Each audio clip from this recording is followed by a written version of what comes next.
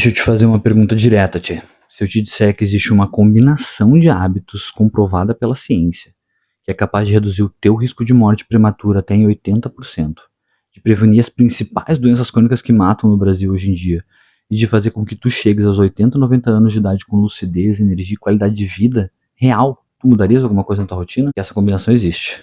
Ela não tá numa farmácia, ela não custa fortunas, não exige genética privilegiada, e eu vou te apresentar ela hoje, pilar por pilar, com a ciência que sustenta cada palavra. Meu nome é Alisson Castilho dos Santos, eu sou médico generalista e esse canal nasceu com uma missão. Eu quero levar informação médica séria, baseada em evidências para dentro da tua casa, sem modismo e sem milagres, só ciência. Hoje a gente vai falar dos 7 pilares da vida longa e plena. O primeiro pilar é a família, e o mais importante de todos. Em 1938, a Universidade de Harvard iniciou aquele que viria a ser o estudo mais longo sobre a felicidade humana já realizado. O estudo do desenvolvimento de adultos de Harvard, ele acompanhou mais de 700 pessoas por mais de 80 anos.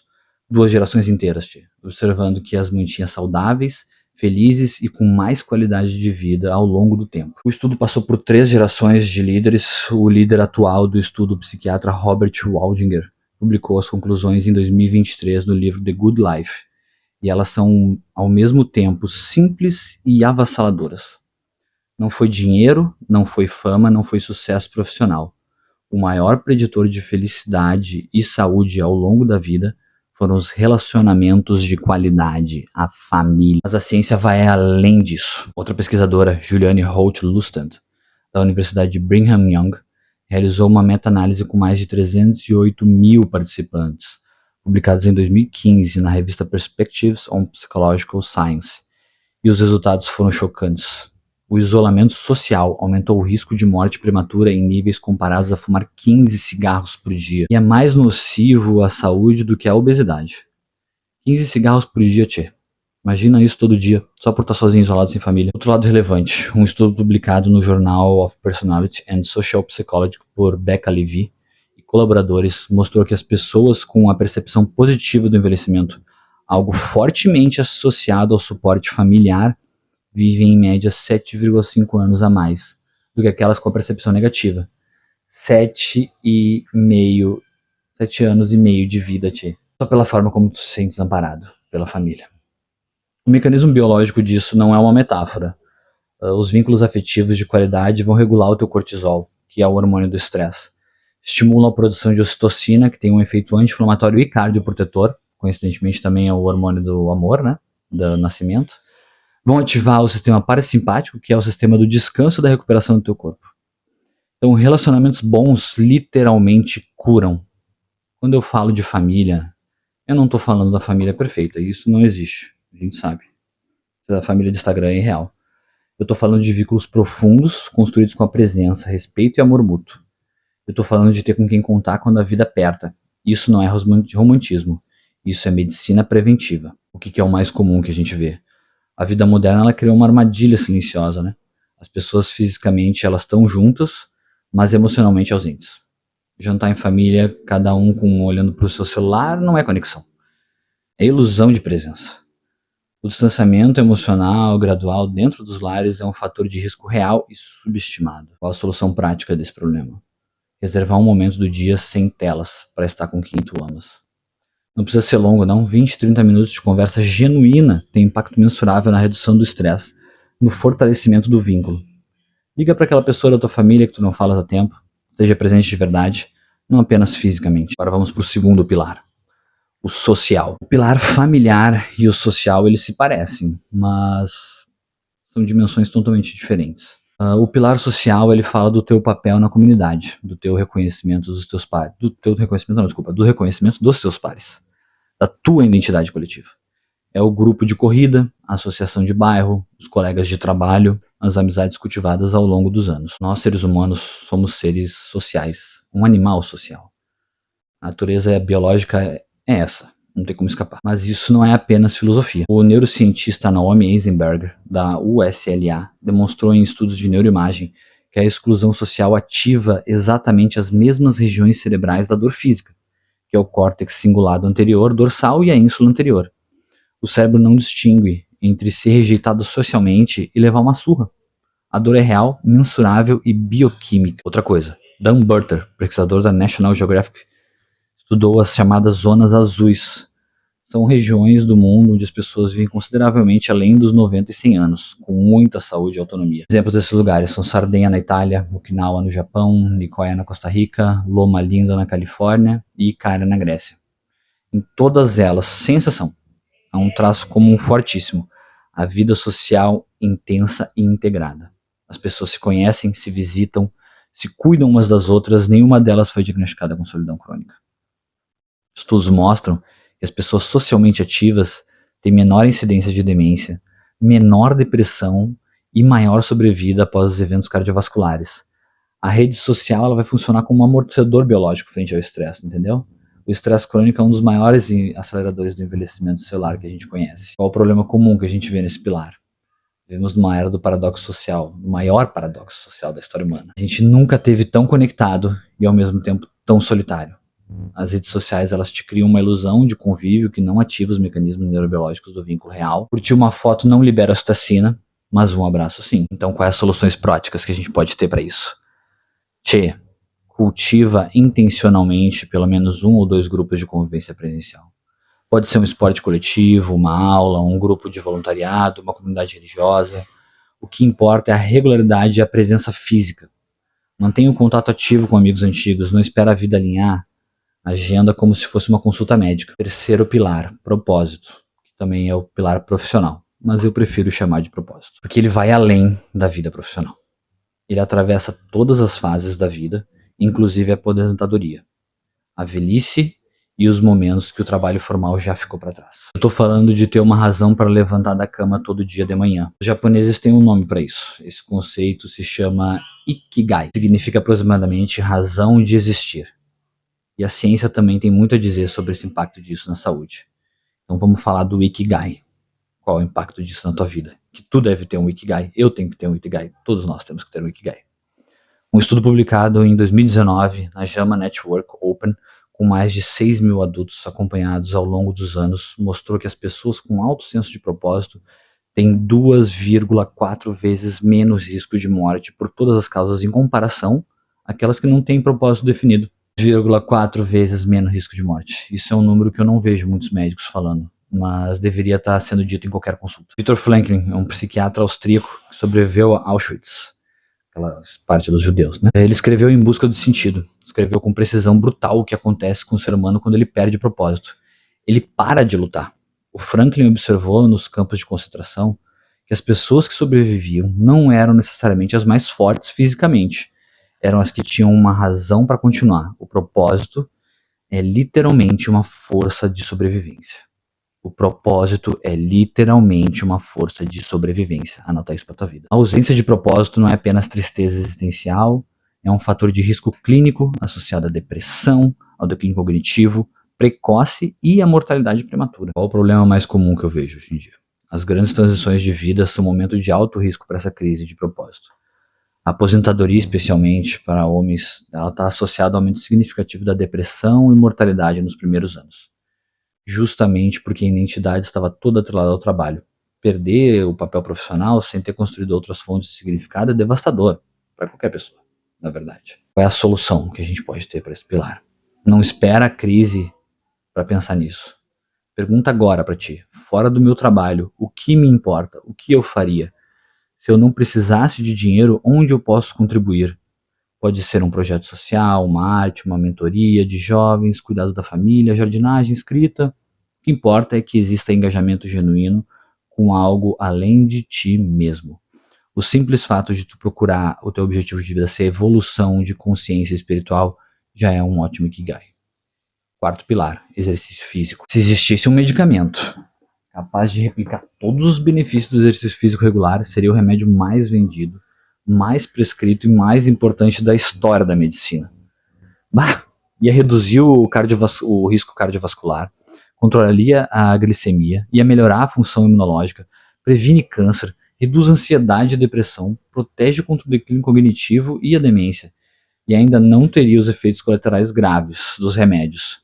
Esse remédio existe sim, e chama-se movimento. A Organização Mundial da Saúde Tem a recomendação de pelo menos 150 a 300 minutos de atividade física moderada por semana para adultos, ou 75 a 150 minutos de atividade intensa. O sedentarismo, por sua vez, ele vai matar aproximadamente 3,2 milhões de pessoas por ano no mundo.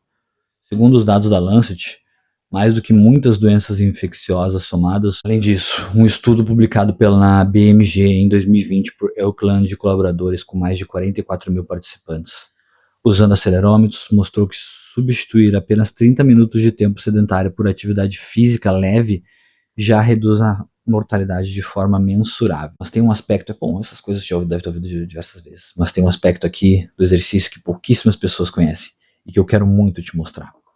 Existe um neurocientista brasileiro, Miguel Nicoleles. Ele é professor da Universidade de Duke e um dos maiores nomes da neurociência no mundo. Ele tem pesquisas que demonstram algo revolucionário sobre a relação entre o corpo em movimento e o cérebro. O movimento físico, ele não é apenas bom para o músculo, né? É para o coração também. Ele é um sinal de sobrevivência para o cérebro. O exercício, ele estimula a produção do BDNF, que é o fator neurotrófico derivado do cérebro, que vai funcionar como um fertilizante para fazer os teus neurônios. Um fertilizante dos teus neurônios, né? Ele vai promover a plasticidade sináptica, gera novos neurônios no hipocampo, que é uma região crítica para a memória, e ele vai retardar o envelhecimento cerebral. O teu cérebro literalmente cresce quando tu te moves. Além disso, o exercício praticado em grupo potencializa simultaneamente os pilares familiar e social.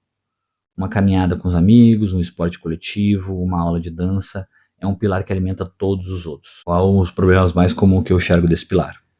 A falta de tempo é a desculpa número 1. Todo mundo fala que não tem tempo para academia.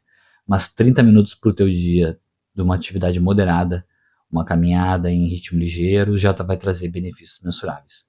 O problema real é a falta de prioridade e não a falta de tempo. Soluções práticas que a gente pode fazer no dia a dia. Posso combinar os 3 tipos de exercício ao longo da semana. Eu faço um aeróbico, uma caminhada, uma corrida, uma natação. Outro dia eu faço um treino de força, como uma musculação, um pilates ou um funcional. E depois, no outro dia da semana, eu faço uma flexibilidade, como alongamento e yoga. Para quem está começando do zero, 20 minutos de caminhada diária já é um ponto de partida biologicamente significativo. O treino de força merece atenção especialmente após os 40 anos de idade, porque a partir dessa idade a gente começa a perder muita massa muscular. Um processo chamado sarcopenia, que está associado à dependência funcional, quedas e mortalidade na terceira idade. Movimento é vida. Quinto pilar, alimentação. Alimentação saudável. Eu sei que tu tá cansado de ouvir isso, mas como médico eu tenho a obrigação de ser direto contigo. As doenças crônicas não transmissíveis, como diabetes tipo 2, hipertensão arterial, obesidade, doenças cardiovasculares e alguns tipos de câncer, são responsáveis por 74% de todas as mortes no Brasil. 74%. E os maus hábitos alimentares, eles estão entre os principais fatores de risco para todas essas doenças. Vamos falar de um estudo aqui, publicado na BMJ em 2019, por SOR, colaboradores com mais de 100 mil participantes acompanhados por anos. Mostrou que a cada aumento de 10% no consumo de alimentos ultraprocessados está associado a um aumento de 14% de risco de mortalidade por todas as causas. Pensa nisso quando tu for comer ultraprocessado. Por outro lado, o estudo da PredMed, publicado no New England Journal of Medicine por Struck e colaboradores em 2013, com mais de 7.400 participantes de alto risco cardiovascular, demonstrou que a dieta do Mediterrâneo, aquela dieta que é rica em azeite de oliva, extra virgem, nozes, peixes, leguminosas, frutas e vegetais, né? Ela reduziu em 30% o risco de eventos cardiovasculares maiores, como o infarto e o AVC. Agora eu quero te apresentar 4 tópicos dentro da alimentação que a maioria das pessoas desconhecem e que tem um impacto direto na tua saúde. Primeiro, hipertensão e beterraba. A pressão alta, ela afeta mais de 36 milhões de brasileiros. Um alimento simples, barato e disponível em qualquer feira tem evidência científica sólida de efeito hipotensor, de baixar a tua pressão, que é a beterraba. Ela é rica em nitratos inorgânicos que o organismo converte em óxido nítrico, um vasodilatador potente. Um estudo publicado na Hypertension per Web e colaboradores mostrou que o consumo de 500 ml de suco de beterraba reduziu a pressão arterial sistólica em média em 10,4 milímetros de mercúrio, mmHg, né, em poucas horas. Outro estudo de Hobbes, de 2012, confirmou o efeito hipotensor dose dependente. Isso quer dizer, quanto mais beterraba eu consumir, mais minha pressão baixa. Mas isso não vai substituir a medicação antihipertensiva quando indicada, mas é um adjuvante com respaldo científico real. Então usa, come, mesmo que tu não tenha pressão alta, te alimenta de beterraba. Permeabilidade intestinal. O intestino não é apenas um tubo digestivo, né? Ele é uma barreira imunológica sofisticada. Quando essa barreira é comprometida, ocorre o que a gente chama de aumento da permeabilidade intestinal, popularmente chamado de leak gut, do inglês. O gastroenterologista Alessiano Fasano, da Universidade de Harvard, ele publicou já trabalhos fundamentais sobre esse tema. Mostrou que o consumo crônico de ultraprocessados, alimentos com alta carga inflamatória, álcool em excesso e desequilíbrio da microbiota intestinal danificam as junções entre as células do intestino, permitindo que substâncias que não deveriam passam para a corrente sanguínea. Essas coisas são fragmentos bacterianos, proteínas alimentares mal digeridas, entre outras que ativem o sistema imunológico de forma crônica. Esse processo está associado à inflamação sistêmica de doenças autoimunes, à inflamação sistêmica, a doenças autoimunes, a alergias alimentares, a síndrome do intestino irritável e até alterações do humor e da cognição. Como que a gente pode combater esse leak gut? Já ouviu falar de glutamina? Ela é o aminoácido mais abundante no corpo humano e é o combustível preferencial das células do intestino, os enterócitos. Em situações de estresse físico, de doença, cirurgia ou alimentação inadequada, os níveis de glutamina vão cair e a barreira intestinal fica ainda mais vulnerável. Estudos mostram que a suplementação de glutamina pode auxiliar na recuperação da mucosa intestinal.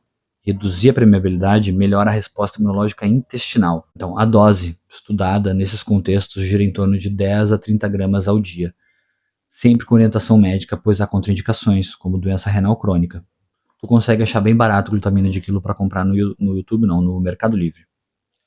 Agora, outro tópico aqui importante de alimentação, a dieta hiperproteica e proteína na alimentação. Existe um consenso crescente na literatura que a maioria das pessoas come menos proteína do que precisa, especialmente após os 40 anos de idade, quando a gente tem uma perda maior da massa muscular. A recomendação mínima da OMS para os adultos sedentários é de 0,8 gramas de proteína por quilo peso corporal por dia. Mas estudos mais recentes, como os do grupo de Luan Van Loon, publicados na American Journal of Clinical Nutrition, mostra que os adultos ativos e idosos se beneficiam da ingestão de entre 1,2 a 2 gramas por quilo de peso por dia para manutenção e ganho de massa muscular, prevenção de sarcopenia e melhora da saciedade. Para as atletas ou pessoas em treino intenso, esse valor pode chegar até mais do que 2 gramas por quilo por dia. Mas como bater essa meta na prática? Eu vou te dar uns exemplos concretos aqui, tá bom? Claro que talvez nem toda alimentação aqui seja a realidade de todo mundo. Uma pessoa de 70 quilos com estilo de vida moderadamente ativo. Ela vai precisar de aproximadamente 105 gramas de proteína por dia. Como eu posso montar isso? No meu café da manhã, 3 ovos inteiros vai dar aproximadamente 18 gramas de proteína. Adiciono mais ou menos umas 200 gramas de iogurte grego natural, que vai me trazer umas 17 gramas de proteína. Ou 400 ml de leite desnatado, vai dar umas 15. Aí já vão ser 32, 35 gramas só no café da manhã de proteína. No almoço, 150 gramas de frango grelhado, mais vai entregar mais ou menos 45 gramas de proteína. Eu combino isso com 100 gramas de feijão, que vai dar mais ou menos 9 gramas de proteína a mais, e uma porção de quinoa de 50 gramas, que vai dar aproximadamente 7 gramas, e aí vão ser 61 gramas. Posso trocar a quinoa por feijão. No jantar, o lanche de 100 gramas de atum em água natural tem aproximadamente 25 gramas de proteína. Uma lata pequena já vai cobrir boa parte da saciedade noturna. Aí a gente vai ter mais ou menos 105 gramas por dia. Outras fontes ricas em proteína que a gente pode adicionar na dieta é o grão de bico, o tofu, a lentilha, a carne bovina magra, o amendoim, o queijo cottage. Para quem tem dificuldade de atingir as metas com apenas alimentação, o whey protein é uma opção segura e bem estudada. 30 gramas de whey concentrado costuma fornecer entre 20 a 24 gramas de proteína de alto valor biológico. Distribuir isso ao longo do dia em 3 refeições é mais eficiente do que concentrar tudo em uma refeição, porque o músculo tem uma síntese de capacidade limitada. Tá? Algo entre torno de 20 a 40 gramas por refeição, conforme o estudo de Moore em colaboradores publicado no Journal of Clinical Nutrition em 2009, mas isso já tem novas atualizações dizendo que não tem tanta evidência assim, viu? A gente alimentar com toda a proteína de manhã cedo do dia, por exemplo, ainda assim vai ter um ganho de massa considerável e reposição das coisas necessárias com a proteína, né? O problema mais comum na alimentação que eu vejo, o inimigo número 1 não é a falta de informação, é o ambiente alimentar moderno. Somos rodeados de ultraprocessados baratos, palatáveis, acessíveis, que foram engenhados para vencer a nossa força de vontade. O segundo inimigo é o tempo, ou a percepção de falta dele, que nem a história do exercício. Mas preparar uma alimentação básica, nutritiva, não exige horas de cozinha.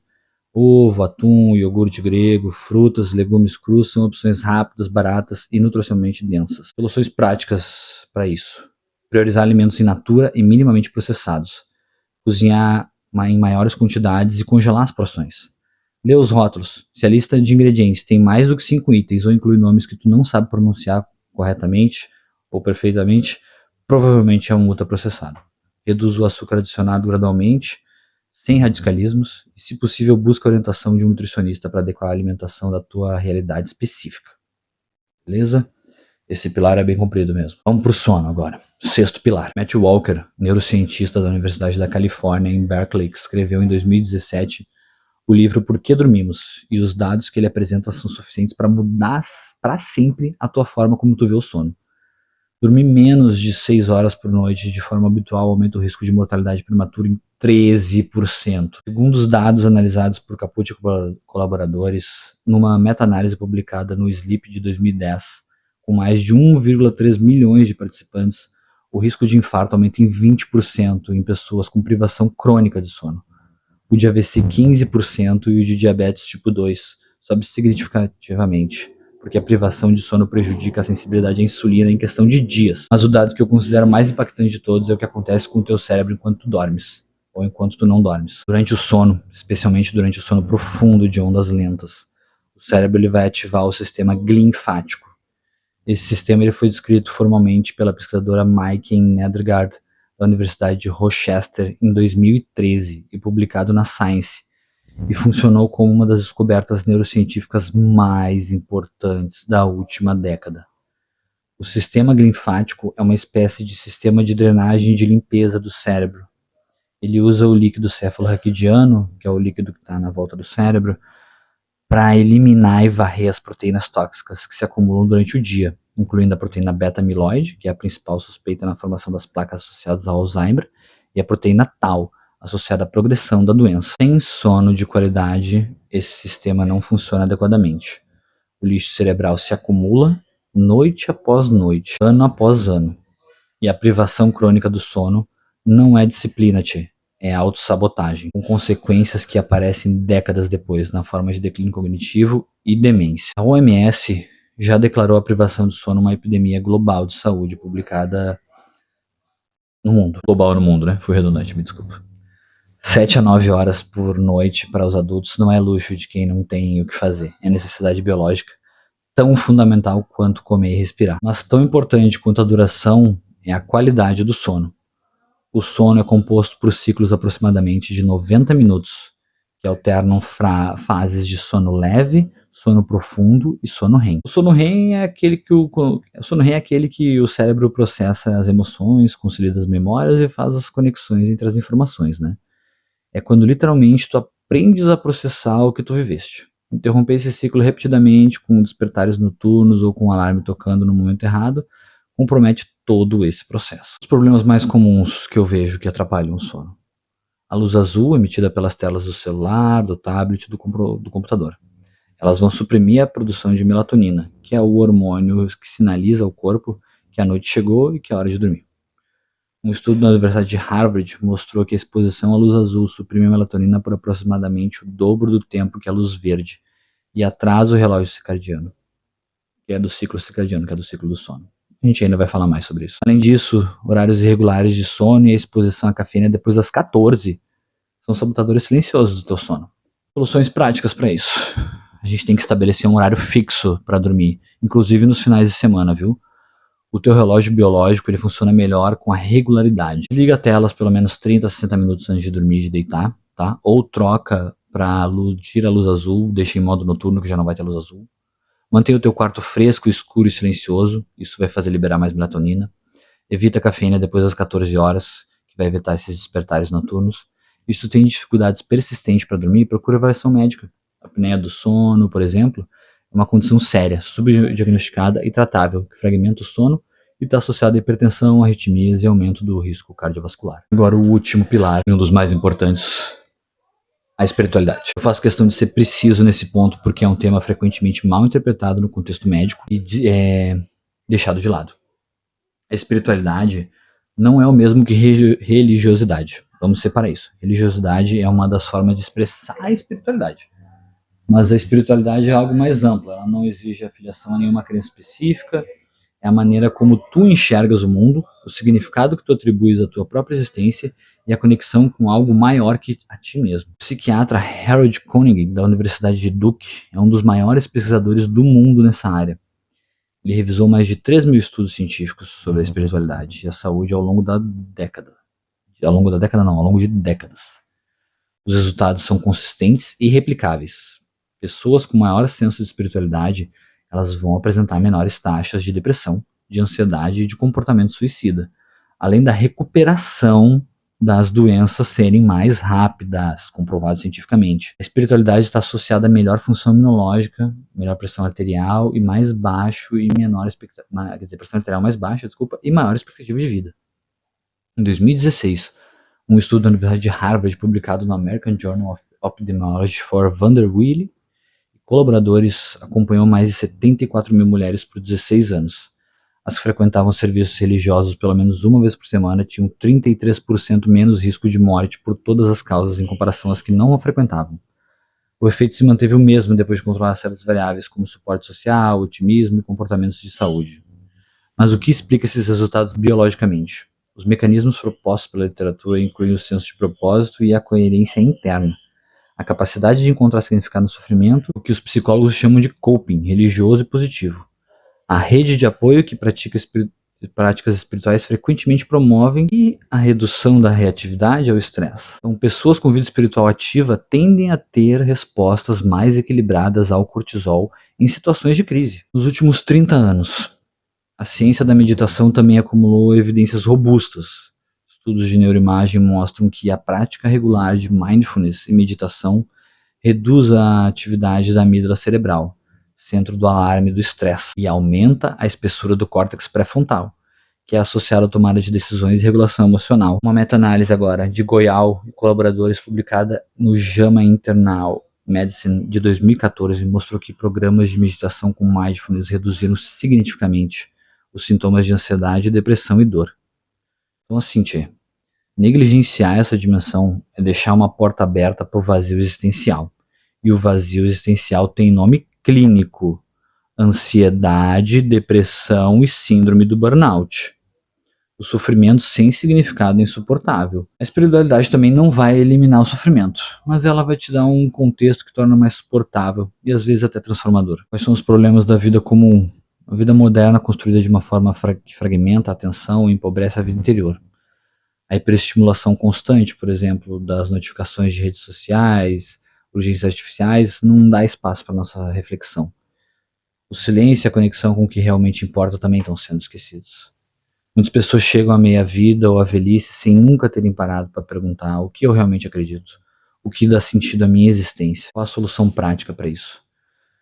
Não é necessário adotar uma religião se isso não fizer parte de quem tu és, mas cultiva alguma prática que te conecte com o silêncio ou com o que está além do imediato. Pode ser uma meditação, há apps gratuitos como o Insight Timer, com centenas de meditações guiadas em português.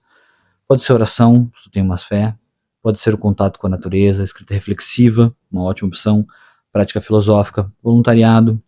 O que importa é que haja espaço na tua vida para perguntas maiores do que a agenda do teu dia. Em conclusão, os 7 pilares: a família, social, propósito, que é o profissional, exercício físico, alimentação saudável, sono e espiritualidade.